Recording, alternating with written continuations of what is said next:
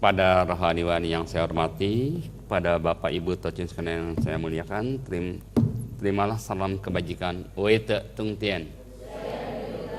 Sancai. Pertama-tama kita segala panjatkan puji dan syukur kehadirat Tuang Tien atas penjualan hari ini kita sama-sama berhimpun kembali di tempat yang suci ini di dalam pelaksanaan ibadah. Dan semoga apa yang kita laksanakan pada siang hari ini bolehlah memberikan bimbingan rohani kepada kita, dan kedepannya kita semakin paham tentang ajaran agama dan semakin kuatlah iman kita di dalam kehidupan kita sehari-hari. Sancai. Ya, pada hari ini saya kembali akan menyampaikan siang tahu dengan tema upacara sembahyang kepada leluhur. Ini merupakan lanjutan daripada siang tahu saya pada bulan lalu kalau tidak salah, yaitu berhubungan dengan bakti. Kenapa saya ambil ini? Karena memang inilah yang sangat krusial, yang sangat penting untuk kita semua pahami. Karena sebagian kita sebagai umat Konghucu mungkin sudah sering melaksanakan daripada upacara persembahyangan, khususnya di dalam upacara sembahyang kepada leluhur secara khusus dan sembahyang duka pada umumnya. Nah, di sini saya mengajak Bapak Ibu sekalian untuk kembali memahami yang benarnya gimana sih. Nah, ini kadang-kadang kita ikut-ikutan dengan apa yang sudah kita laksanakan oleh orang-orang sebelumnya. Maka pada kesempatan ini saya mencoba untuk mengajak Bapak Ibu memahami apa yang harusnya kita laksanakan di dalam kehidupan kita. Bapak Ibu sekalian, kita tentu melakukan upacara persembahyangan ini tidak lepas, yang pertama adalah adanya leluhur, kedua adanya persembahyangan kepada leluhur itu sendiri. Nah, inilah yang harus kita laksanakan. Dan bagaimana hubungannya dengan bakti, ini tentu saja adalah merupakan konsekuensi kita sebagai manusia, sebagai pelanjut daripada pendahulu-pendahulu kita. Ini yang harus kita pahami. Yang pertama kita lihat, next, apa sih leluhur itu? Nah, inilah ya. Siapakah leluhur itu? Mengapa sih kita kayaknya harus ya melaksanakan ini semua? Kalau kita pahami bahwa leluhur itu adalah orang-orang yang terdekat dengan kita. Kita lihat di dalam penjabaran yang saya sampaikan, yaitu seseorang yang telah berpulang kembali ke Hariban Tien beberapa waktu yang lalu dan memiliki kaitan dengan keluarga kita. Ini yang dimaksud dengan leluhur. Siapa leluhur itu? Ya, itu orang-orang pendahulu kita yang sudah meninggalkan kita, mungkin sudah jauh atau baru beberapa waktu yang belum lama misalnya. Nah, ini bisa kita pahami. Mungkin kita tidak mengenal secara langsung kita ini generasi keberapa, siapa yang menjadi generasi awal. Makanya kebanyakan kita biasanya menyebutnya hanya Makco dan Kongco. Ya, kalau saya tanya lagi, kita lahir dari siapa? Dari orang tua kita. Orang tua kita lahir dari siapa? Yaitu kakek dan nenek kita. Kakek nenek kita lahir dari siapa? Kenal nggak? Nah, ini kadang-kadang kita juga tidak tahu, kecuali memang sudah dibuatkan oleh keluarga, ada silsilah. Nah, ini bisa kita mengetahui. Ya, nah inilah Bapak Ibu betapa pentingnya daripada kita mengenal daripada leluhur kita. Makanya inilah untungnya kita umat Konghucu. Biasanya di pemakaman, di makam itu ada prasasti. Prasasti inilah yang bisa menunjukkan daripada silsilah kita. Maka di Konghucu itu yang paling tepat adalah jenazah itu dimakamkan. Itu paling bagus. Kenapa? Pertama adalah untuk mempercepat kembalinya menyatu dengan bumi. Lalu yang kedua adalah kita bisa melihat siapa sih leluhur kita, siapa sih keluarga kita. Nah, inilah beruntungnya kalau kita melaksanakan ini dengan baik. Bukan berarti Yang dikremasi itu nggak boleh, tidak. Di ajaran agama Konghucu diperbolehkan, tapi tidak wajib. Justru yang utama itu adalah dimakamkan. Inilah keberuntungan yang harus kita pahami di dalam ajaran agama Konghucu. Mungkin lahan-lahan sempit atau anak-anak sudah tidak mau lagi peduli dengan bersembahyang kepada leluhur. Akhirnya mereka biasanya dikremasi. Nah, inilah Bapak Ibu sekalian. Lalu apa sih? Ya, kenapa kita wajib? Kenapa kita wajib untuk bersembahyang kepada para leluhur kita? Tidak lain adalah untuk mengenang budi kejitan mereka. Tanpa mereka kita tidak ada di dunia ini.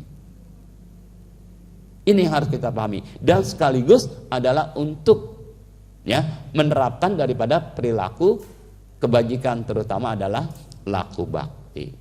Ya, karena laku bakti inilah yang menjadi nomor satu daripada kebajikan. Tanpa melakukan laku bakti tidak ada artinya kebajikan-kebajikan yang lain yang kita perbuat. Nah, inilah Bapak Ibu. Tanpa kita lebih dahulu berbakti, maaf saja Bapak Ibu, apapun yang kita lakukan, cinta kasih, kebenaran, susila dan seterusnya, itu akan hilang kalau kita tidak melakukan laku bakti. Nah, disinilah betapa pentingnya. Nah, mengenai daripada kita punya altar atau tidak, merawat atau tidak, daripada hiolo, bukan abu orang tua ya, hiolo yang kita kenal kadang-kadang salah kaprah. Ya, salah kaprah karena apa? Katanya ini abu leluhur.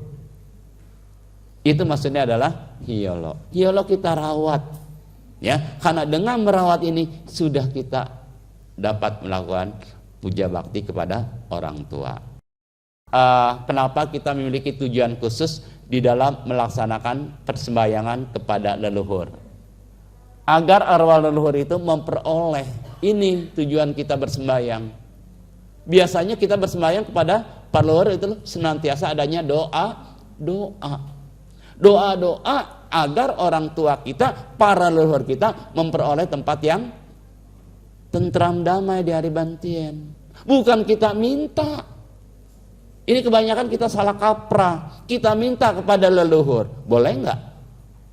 Boleh enggak minta kepada leluhur? Kita mendoakan.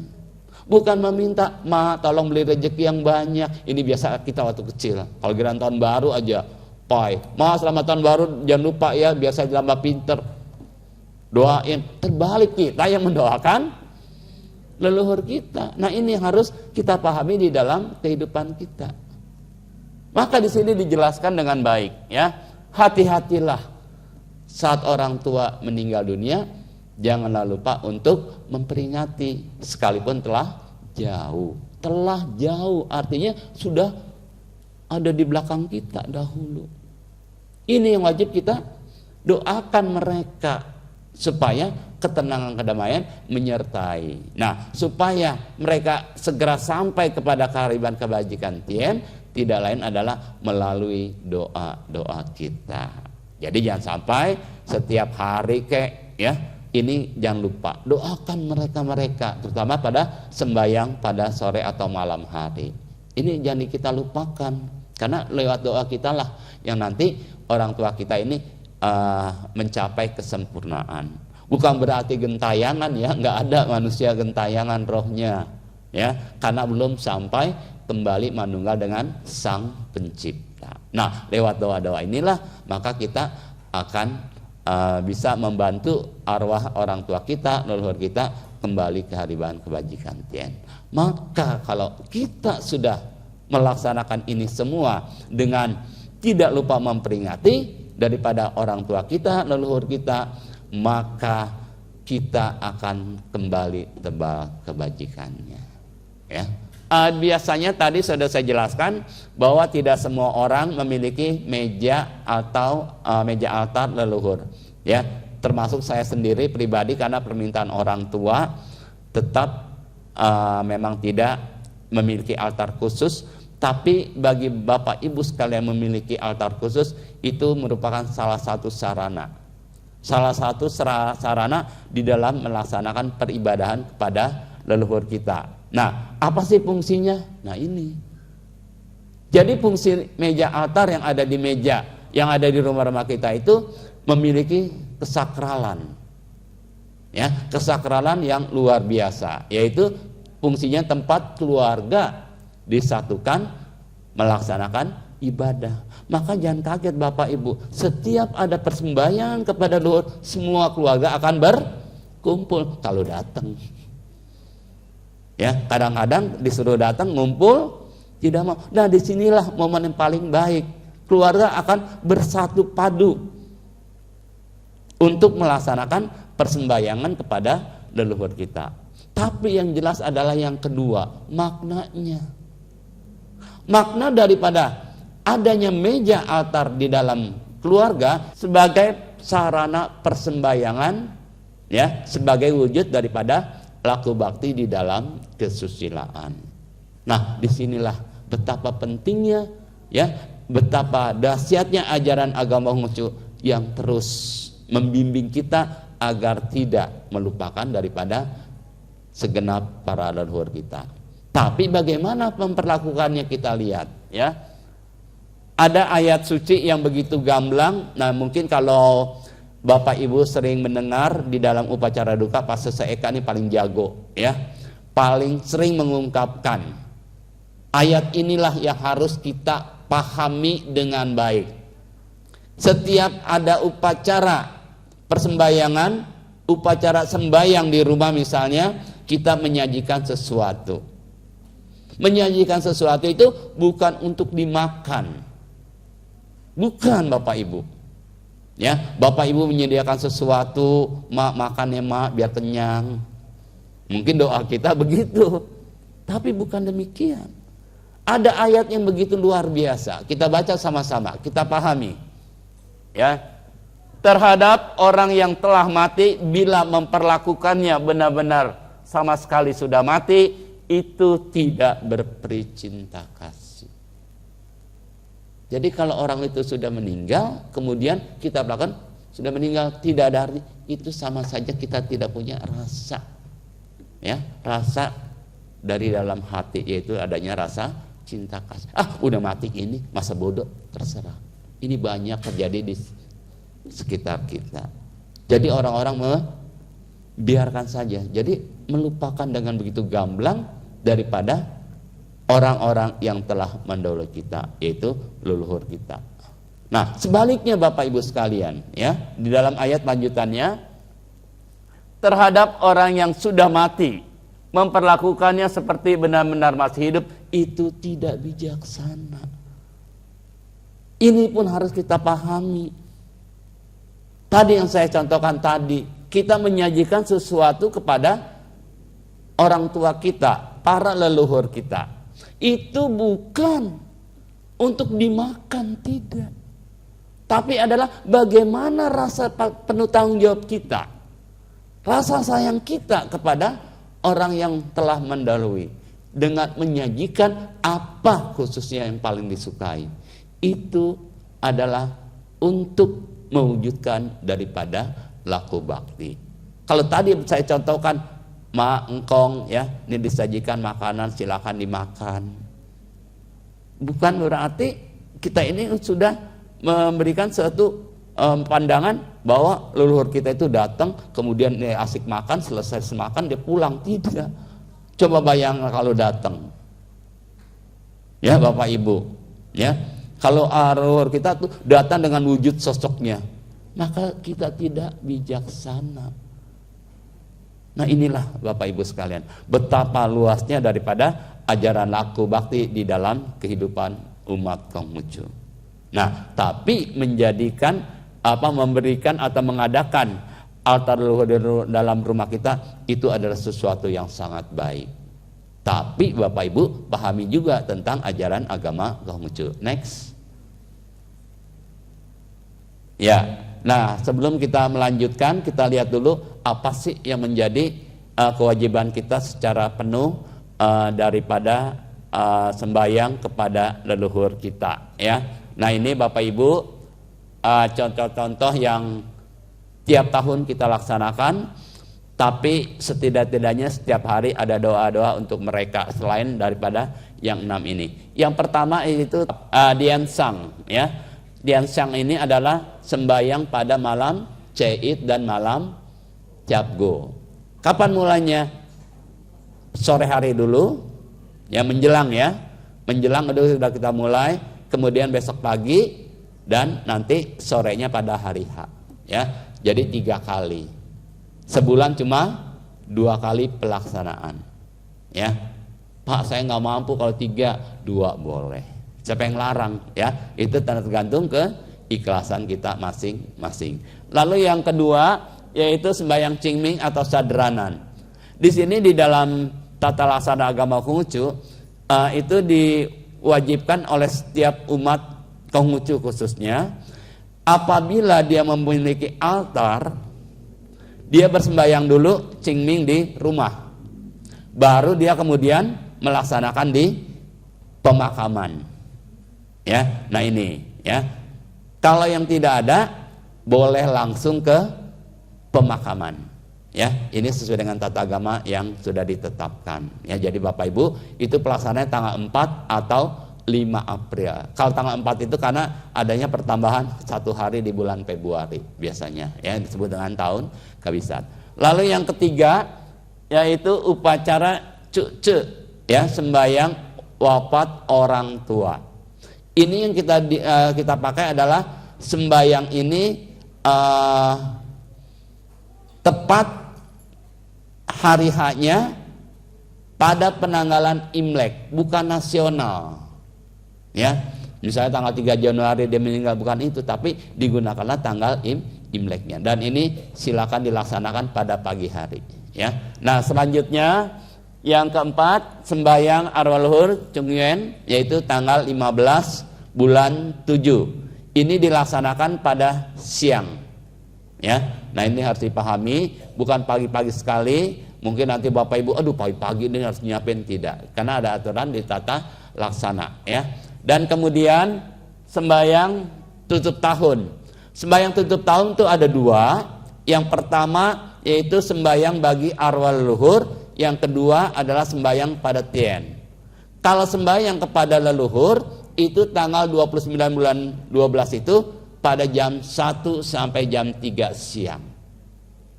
Sedangkan kepada tien jam 23 sampai jam 01 malamnya. Ya, jangan salah, jangan sampai ketuker, ya. Jadi kalau kita biasa peribadahan diri tang ini pada sore atau malam, siangnya kita sudah melaksanakan, ya.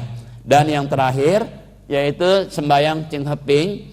Ini adalah kewajiban kita di dalam pelaksanaan sembahyang kepada arwah umum, yang mungkin ada orang-orang di sekitar kita yang tidak tersembayangkan atau sudah terlupakan. Maka kewajiban umat Konghucu adalah untuk pelaksanaan sembahyang ini. Nah, jadi inilah sembahyang yang wajib kita laksanakan di rumah kita masing-masing sepanjang 1 tahun.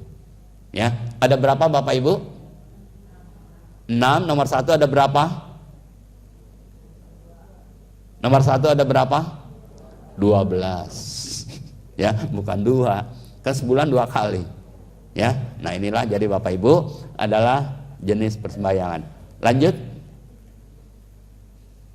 Nah, inilah susunan altarnya, Bu, Bapak Ibu.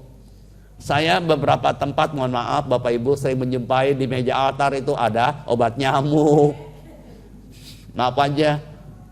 Ada juga makanan. Ya, pernah saya colek, kotor banget. Ini diperlakukan dengan baik banget Bapak Ibu. Tidak boleh ada benda apapun. Hanya khusus meja altar leluhur. Ya, mudah-mudahan yang kemarin masih berantakan, tolong meja leluhur ini benar-benar tiap hari dibersihkan dan tidak ada benda-benda aneh. Ya, kecuali hanya korek api, lilin, ya, itu yang harus ada, ya, dan dupa itu masih diperbolehkan berhubungan dengan peralatan. Ya. Nah, di sini susunan ini seperti ini. Seperti meja ini. Ada yang atasnya, ada bawahnya. Kalau yang atas itu namanya meja cuco, itu meja 4 persegi panjang. Yang di atasnya itu isinya itu, ya. Pertama A. A ini apa? foto leluhur orang tua kita. Pak, kalau altarnya orang tua kita banyak, berapa? Sedebat mungkin. Kalau ada 4, 5, 10, 10, nggak apa-apa. Taruh di tembok nggak apa-apa, nggak dilarang. Ya, kalau sudah dijadikan satu hiolo. Tapi kalau orang tua kita yang masih baru, yang meninggal, itu maksimal baru 3 tahun baru boleh digabungkan. Ya. Lalu yang B-nya adalah hiolo. Ya, hiolo itu ya. Jadi hiolo ya yang kita pasang, yang setiap tahun diusahakan itu dibersihkan, diayak. Ya. Jadi setahun sekali diusahakan diayak supaya apa? Supaya tidak terlampau banyak. Ini biasanya sampai keluar-luar akhirnya kotor mejanya. Lalu yang ketiga itu C1, C2, ya maaf, C1 ini adalah teliau. Teliau itu diusahakan sepasang karena melambangkan yin dan yang. Ya, ada air teh, ada arak putih, tapi kita biasa ganti dengan air putih. Dan yang ketiganya itu adalah manisan. Ya, jadi 3 inilah yang bisa kita siapkan. Kemudian D itu banyak banget ya, ada bulat-bulatan. Itu adalah nasi, sayur, lauk pauk kesukaan orang tua. Bukan berarti nyiapin 15 mangkok, 20 mangkok, tidak. Sederhana. Sambil sembahyang nyiapin meja altar dengan makanan sambil ngedumel, percuma. Banyak banget lapar, repot banget nih. Tidak. Jadi Bapak Ibu silakan sesuai dengan kemampuan. Ya. Lalu kemudian ada J itu adalah lilin, ya. E itu adalah jeruk, F pisang. Kemudian kuenya 3 macam aja, nggak usah banyak-banyak, sederhana, ya. G itu kueku, ya. I-nya adalah wajik, kemudian H-nya kue mangkok. Sediakan sepasang. Ya, kalau nggak ada 1 nggak apa-apa. Ya, nah jadi sederhana sekali Bapak Ibu. Ya, jadi jangan menyediakan yang enggak. Saya melihat di dalam upacara perkabungan, bapaknya nggak doyan brownies, disiapin brownies dari zaman dulu. Ya. Nggak doyan makanan ini, nggak doyan makanan itu. Ya. Nah mengenai samseng silakan, kalau ada upacara besar kami tidak larang, ya silakan, mau dipersilakan ya, disiapkan, nggak ada masalah ya. Nah inilah contoh yang sederhana daripada meja altar yang kita sajikan nanti di dalam upacara persembahyangan ya. Mudah-mudahan Bapak Ibu tidak salah lagi nanti naruhnya sembarangan. Nah inilah sesuai dengan tata laksana upacara agama Konghucu ya. Next. Nah inilah Bapak Ibu mungkin yang sudah mengalami daripada pelaksanaan upacara duka di rumah masing-masing. Ini hanya saya memperjelas karena ada beberapa yang harus dipahami. Untuk yang pertama yaitu sembahyang rumu atau sembahyang tutup peti. Ya, ini sembahyang tutup peti biasanya adalah awalnya di ranah keluarga, tapi nanti dibantu oleh majelis atau makin setempat. Ya.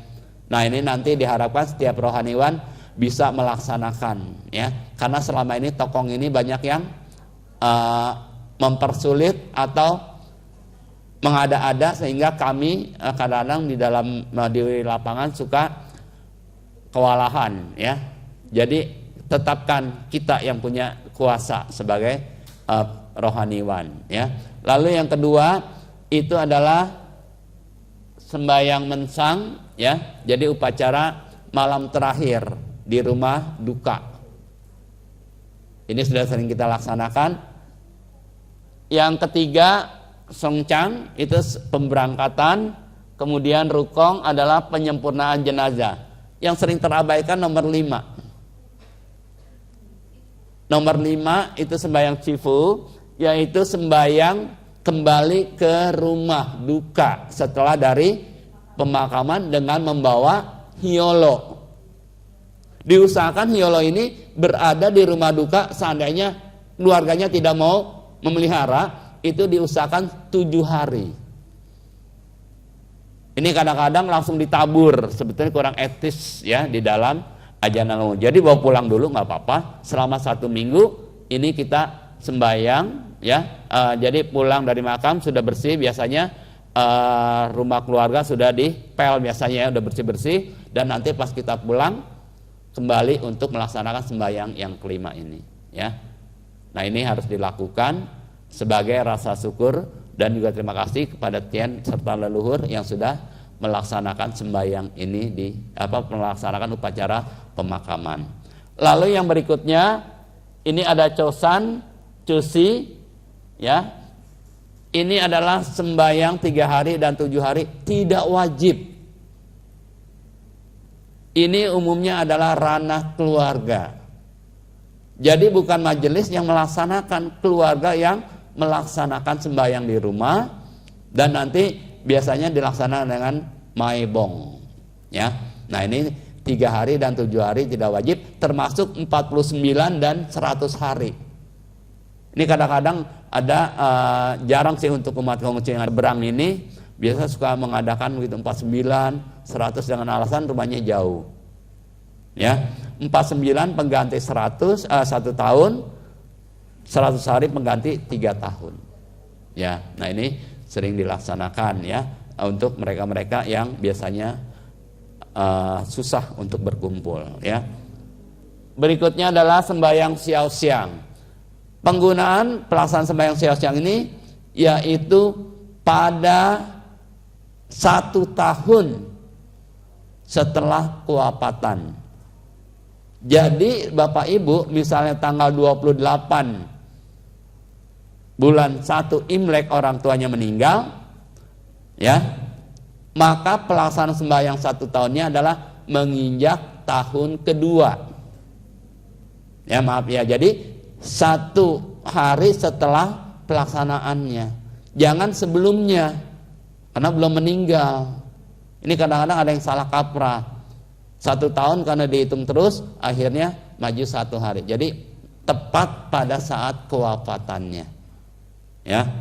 Tidak ada penambahan atau pengurangan tidak ada pengurangan adanya lun. Kadang-kadang kita punya bulan kembar, ya 1 bulan jadi 13 bulan dong, lama banget. Tidak. Bulan kembar ini atau lun ini tidak dipergunakan di dalam upacara duka. Misalnya tanggal 29 Cagwe, ya 29 Cagwe pelaksanaannya. Jangan maju 1 bulan, ya. Lalu yang berikutnya yaitu sembahyang taksiang.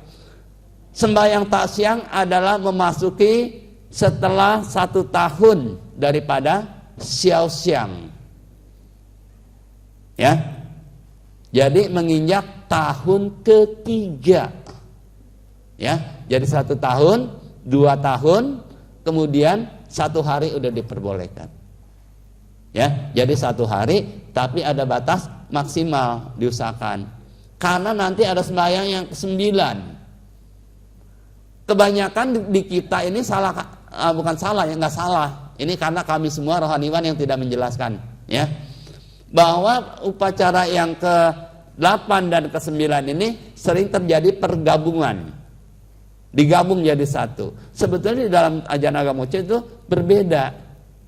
Kalau sembahyang taksiang itu memasuki 2 tahun plus 1 hari 1 bulan, diusahakan nanti pelaksanaannya itu maksimal 27 bulan maksimal, atau 2 bulan setelah hari kewafatan, setelah daripada sembahyang siau siang, ya. Jadi tambah tahun ketiga ini, jadi kita sudah bisa melaksanakan, atau 27 bulan maksimal. Nah, sedangkan sembahyang yang terakhir adalah sembahyang tan. Ini yang sering tergabung dengan sembahyang taksiang. Sembahyang tan ini adalah sembahyang melepas masa perkabungan. Ini dilaksanakan maksimal 27 bulan, pokoknya melebihi dari 2 bulan daripada upacara taksiang. Sebaiknya 10 hari. 10 hari sebelum 27 bulan, itu jangkanya, ya. Ini dimaksudkan kalau ada sembahyang lepas perkabungan, itu maksudnya apa? Bagi anak-anaknya yang melaksanakan perkabungan yang biasa kita kenal dengan pakai putih, Itu lepasnya bukan pada ta'asyam, tapi pada sembahyang tan, sembahyang khusus. Banyak terjadi. Jangan 3 tahun, Pak, sehari udah ada yang lepas. Sayang. Minimal 3 tahun di dalam tata laksana agama Konghucu tidak ada perbedaan laki dan perempuan. Perempuan katanya setahun biar cepet. Laki-laki 3 tahun, tidak ada perbedaan gender. Namanya perkabungan 3 tahun. Ya. Kayak saya dengan istri saya dulu makanya double malah, ya. Karena kebetulan orang tua kami beda berapa bulan, ya udah tambahin aja sekalian. Jadi lebih dari 3 tahun hitungannya, ya. Nah, jadi Bapak Ibu, yang sembahyang tan inilah yang harus kita pahami sekarang. Sembahyang tan adalah sembahyang lepas masa perkabungan. Bagi anak-anaknya yang memakai putih disebutnya masa perkabung, pada hari inilah dilaksanakan upacara. Pak, bagaimana kalau yang nggak pernah pakai putih? Yang tidak pakai putih tidak usah ikut. Ini bedanya. Dia hanya melaksanakan upacara pengenangan. Jadi beda. Jadi nggak perlu ikut sembahyang kalau yang sudah lepas putih. Nah, ini Bapak Ibu yang harus dipahami. Jadi 3 tahun itulah kewajiban seorang anak untuk melaksanakan perkabungan, seumpama orang tua melepas kita pada saat usia 3 tahun. 3 tahun kita sudah bisa dilepas, jalan kemana, makan sendiri, biasanya sudah mulai bisa, ya. Nah, ini makanya kenapa dilaksanakan 3 tahun, ya. Nah, jadi Bapak Ibu sekalian, inilah jenis upacara yang terjadi di dalam upacara perkabungan agama Konghucu, ya. Nah, nanti bagi yang belum 3 tahun yang masih pakai putih, ini nanti ada tambahan yang namanya sembahyang tan, ya. Nah, itu saja Bapak Ibu. Jadi di dalam ajaran agama Konghucu, marilah sama-sama kita perbaiki. Mungkin ada yang belum paham atau yang sudah jalankan tapi tidak tepat, karena kami sebagai rohaniwan untuk mensosialisasikan kembali, ya. Termasuk nanti berikutnya mungkin Pak Sese atau Pak Josengbing atau Wansa dan sebagainya akan menjelaskan upacara berikutnya, yaitu upacara pernikahan yang sudah berubah juga sedikit, ya. Nah, itu saja Bapak Ibu yang saya sampaikan pada kesempatan siang ini. Mudah-mudahan bisa dipahami dan nanti dapat kita kembangkan di dalam kehidupan kita sehari. Terima kasih atas perhatiannya dan terima kembali salam kebajikan. Wete Tung Tien Sanjay.